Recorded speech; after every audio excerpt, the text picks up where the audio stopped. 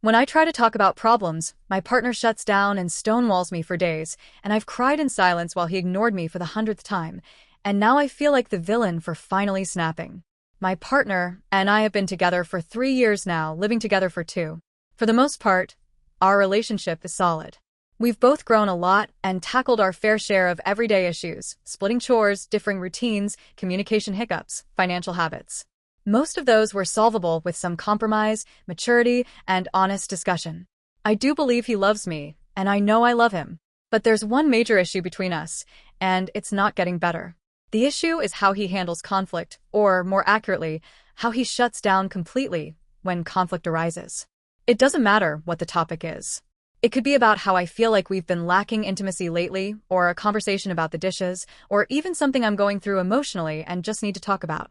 If it sounds remotely like a complaint or criticism, no matter how gently I phrase it, he withdraws. And not just for a few hours. I'm talking days of coldness, distance, and minimal interaction. He doesn't completely ignore me. He'll answer questions with one-word responses if needed. But the affection, the warmth, the connection? It's gone. It's like I'm suddenly a roommate he barely tolerates.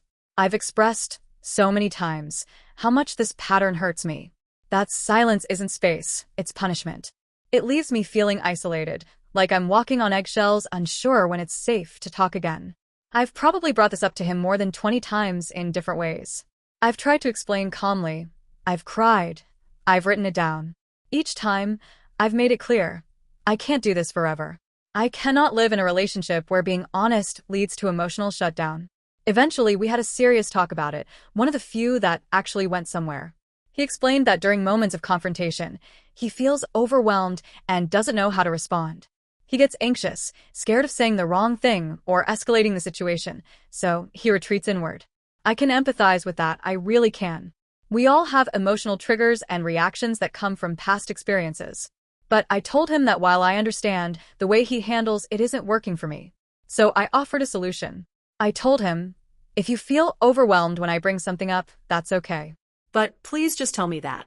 Say, I need time to process this, can we talk about it later? I will respect that completely. Then, when you've had time, come back to me and let's talk about it. Don't just shut me out for days. He agreed. He said that was fair. He said he didn't want to lose me over this and that he would try to do better. He promised he'd communicate when he needed space and that he would circle back to the conversation instead of pretending it didn't happen. For the past 4 months, things between us had been relatively calm. No big blowouts, no cold wars, just a few minor disagreements that we managed to talk through. It felt like we were finally in a more stable place. I think I even let myself believe that maybe we were turning a corner. But despite the peace, there was something lingering under the surface. Something subtle, but persistent. And the more I tried to brush it off, the more it nagged at me. It's about the chores. Well, not just the chores. It's the constant pattern of him never really finishing the things I ask him to do around the house. Like, I'll ask him to take the trash out, and he'll take out a bag, but leave the others. Or I'll ask him to do the dishes, and he'll leave pots to soak for a week. Vacuuming? Only half the living room.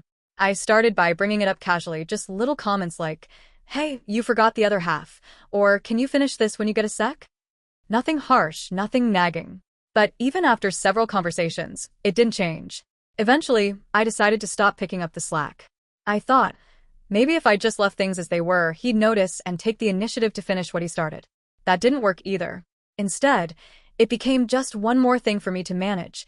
Nagging reminders, watching unfinished chores pile up, feeling like I was micromanaging a grown adult.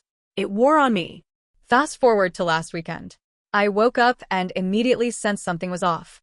He was already up, sitting on the couch with a kind of distant, annoyed look on his face. I tried to chat with him casually, but he barely responded. I asked him if everything was okay, and he just said, I'm fine. In that tone that clearly means he's not. I didn't want to crowd him, so I let it go and gave him his space. I started cleaning the apartment on my own. I wasn't angry yet, just doing what needed to be done. I figured he'd shake off whatever mood he was in. After a while, I went to the other room to read and do my own thing. I wanted to give him room to decompress, especially since he still seemed like he didn't want to hang out or talk. Later that day, I came back out and asked him if he could handle a few small things for chores total. Stuff that would take, realistically, maybe 20 minutes altogether. I figured since I'd already spent the morning doing a bulk of the cleaning, it was a reasonable ask. I didn't hound him, didn't stand over his shoulder. I just let him be.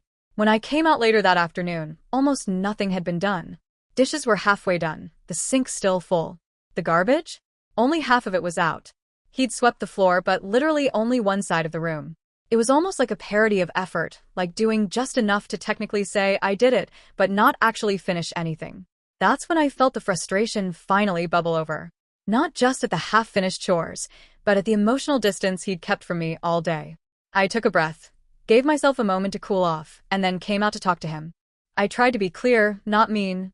I told him I was tired of the half-efforts, tired of having to follow up and finish the tasks he agrees to. I told him that if he couldn't handle doing them fully, maybe we should look into hiring someone to come in every once in a while to help, because I couldn't keep carrying this alone. He immediately got defensive. There was a problem with the garbage bin, he snapped. I was going to finish it later. I said, okay, but what about the other things? What about every other time before this? And that's when he shut down, just like he always does. Just leave me alone, he said, turning away. And that was it. After everything, after me being patient and calm and clear, I got stonewalled again. My blood boiled. I felt invisible. Dismissed. Like everything I said went unheard, again. I just lost it. I snapped. I stormed off and, before I could stop myself, I turned and called him an a-hole. I decided to give him space, hoping he'd come around and talk like we agreed. We had a couple of pleasant evenings. Tuesday, in particular, felt good. We were with friends, joking and watching a movie, and though I was still tense, I played my part. I kept my tone light, laughed at the right moments, and even tried to sit closer on the couch. But inside, I was on edge. Every gentle smile he gave reminded me of the things left unsaid. I cried almost every night that week after the argument. Quiet tears, hidden behind closed doors. I desperately wanted him to notice the distance, the pain behind my laughter, and step in. But nothing happened. He acted like everything was fine. That silence cut deeper than the argument itself. Then, tonight, it all evaporated. I came home feeling raw from the little stresses of the day, and in a moment, I couldn't hold it in anymore. I started crying, big, messy tears, right in front of him. He paused, visibly uncomfortable, and maybe for the first time that week, he made eye contact with me. Hey, are you okay? He asked gently. I shook my head, hoping he'd ask again, dig deeper. He did, twice. Are you sure? Want to talk about it? On the third attempt, frustration cracked through me. I looked at him and said, honestly, why are you asking now?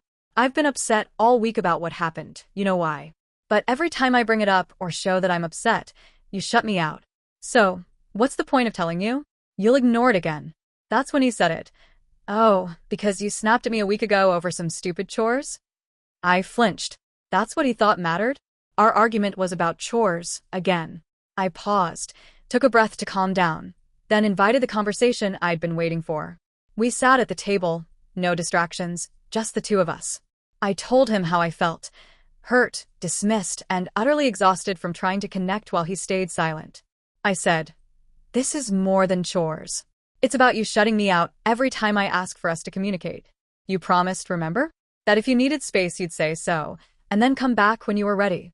But this, your silence, it's killing me, slowly. Because I never know where I stand. Do you care? Am I important enough to work through things with you? He listened, head down at first. Then he spoke softly. I thought we were fine.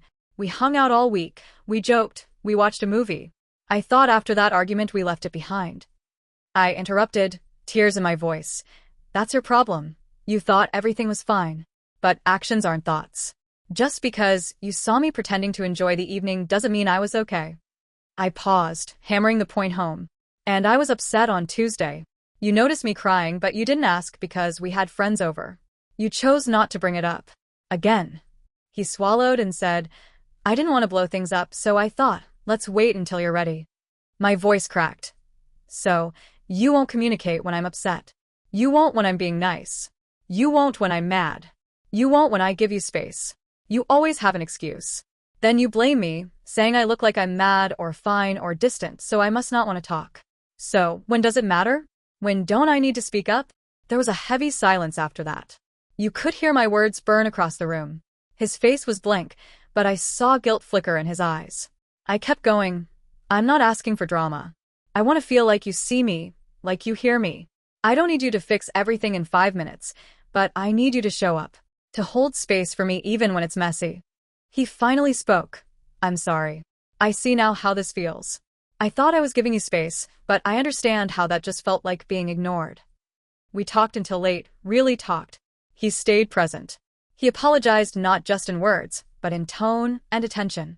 He asked questions. He admitted it's not easy for him, that he fears saying the wrong thing or making it worse, so he panics and retreats. But he also promised to actively remind himself to say, I need space, I love you, and I'll come back to this. Because that small line, that acknowledgement is everything to me.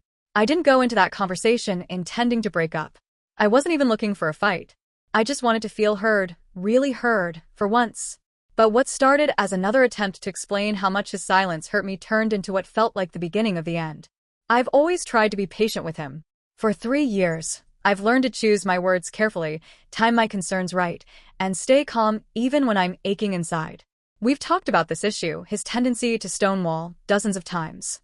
I've told him, with all the love I could muster, that it's my biggest pain point in the relationship. That nothing makes me feel smaller or more dismissed than being met with silence when I'm upset. And it's not just about needing space, like he says. I get that everyone processes conflict differently. I was open to that, and I was willing to work with him on it.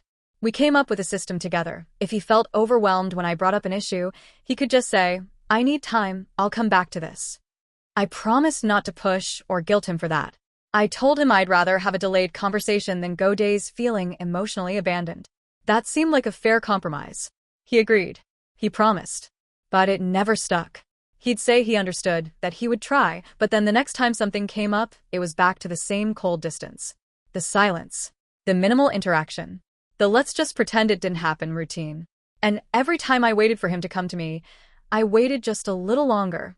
Every time I reminded myself to be understanding, to not explode, to not cry in front of him, because I didn't want to make things worse. This past week was the final straw. We had a disagreement, nothing huge, just me bringing up how he never finishes chores I ask him to help with. I tried to be gentle. I didn't snap right away. I cleaned around the house while he relaxed, hoping that he'd just follow through on the handful of things I'd asked. But when I checked back later and saw everything half done again, dishes unfinished, only one side of the floor swept, garbage half taken out, I lost my cool. I told him I was tired of picking up the slack, and that if he couldn't finish his share, maybe he should just start paying for a cleaner. He immediately got defensive. I was too upset to hold it in and stormed off, calling him an asshole. I shouldn't have said that, I know. But I was tired. Tired of repeating myself. Tired of feeling like I was being treated like a nag for asking for basic partnership. Then, for an entire week, nothing. He never brought it up. He didn't say he needed space. He just shut down. Again. I stayed civil. I smiled when we hung out with friends. I even watched a movie with him. But I was hurting. Deeply. I cried in private, waiting for him to make a move. To acknowledge the hurt. To ask if I was okay. He didn't. And that crushed me more than the argument itself. So when I finally broke down crying in front of him, I wasn't surprised when he asked what was wrong. But I was too tired to do the emotional labor for both of us again. When I told him he wouldn't care anyway, that he'd ignore me just like every other time, he snapped. Oh, because you got mad at me over some stupid chores? That's what he took from it. Not the history. Not the context. Not the years of me gently asking him to meet me halfway. Just stupid chores. We talked. Finally. And I told him everything. How I felt anxious bringing up any issue now because I knew I'd be met with cold silence. How I don't even feel safe opening up in my own relationship because the cost of being honest is emotional punishment.